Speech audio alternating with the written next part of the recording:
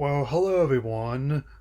We Mickey 17 out this weekend. I thought I would talk about another unconventional but thought-provoking science fiction film, which has come out, and have just now gotten around to seeing.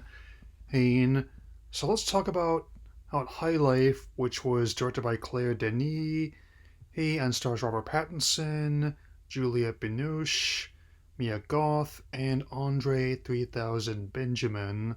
So, let's begin. Taking place in the distant future, the movie is a nonlinear narrative, revolves around on the characters played by the four leads and many others in an orbital prison colony into space. And as one progresses, we get to learn more about why they're there, what goes on in that scenario.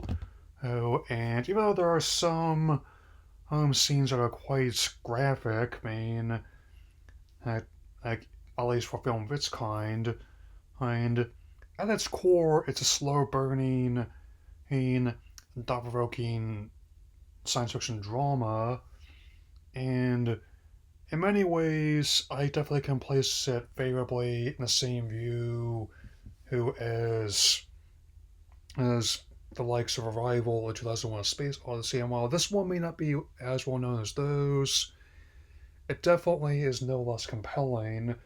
It didn't end up being a huge hit.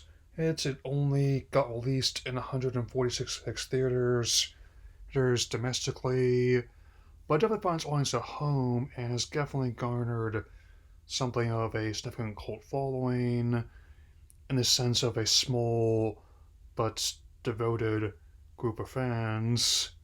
Admittedly, it's not a film you would definitely be seeing in tied in with McDonald's or Funko Pop anytime soon, but it certainly is one that definitely a one that makes a great showcase for the cast talents, particularly in the case of Rob, Mia, and even Juliet.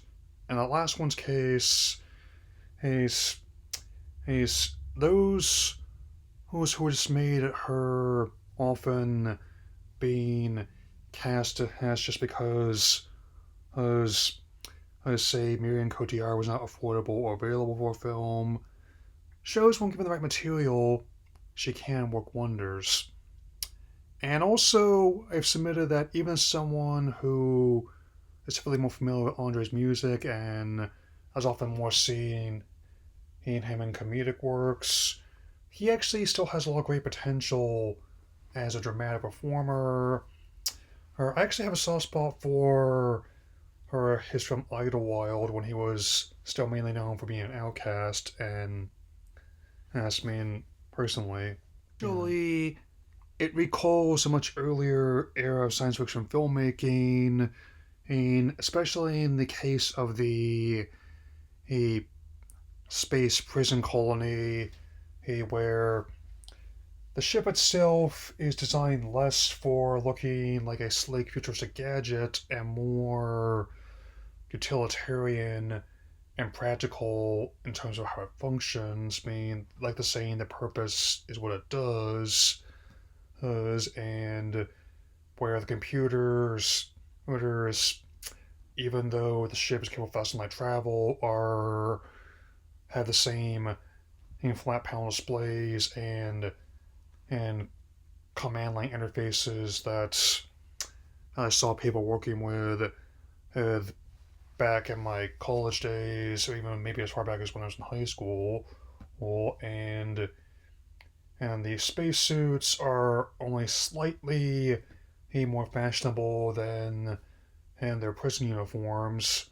And I do especially enjoy how like the garden and where they are growing a lot of the food that's served on the ship, and also how some of the experiments are being done in such a way where they're little whole light years of distance away from any oversights that might prevent and more than being done not just on the prisoners but on Benoche's character herself. I'm not going to get too much detail here, but over the course of the narrative, have have not only does Rob's character find love, he ends up having a daughter through very unconventional means, so to speak, but still